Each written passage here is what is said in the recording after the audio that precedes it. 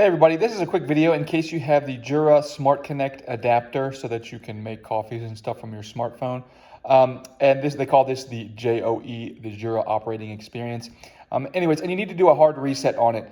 So you might want to do this if it's having a poor connection with the Wi-Fi or the Bluetooth. It's not responding, it's not syncing to your app. If you're having any kind of issues like that, a hard reset can fix a lot of those issues. Now you can do a reset straight from the app, but you can also, right on the Smart Connect unit, you can hard reset it. And all you need to do is you need like a paper clip or a pin or something like that. Just make sure it's not too sharp. You can use like a one of those Apple SIM ejector pins. And you're just going to come in here in this little hole that you see right here. That's actually the reset hole. But you need to push that in and press and hold it for 5 seconds. And after 5 seconds, the lights will actually blink.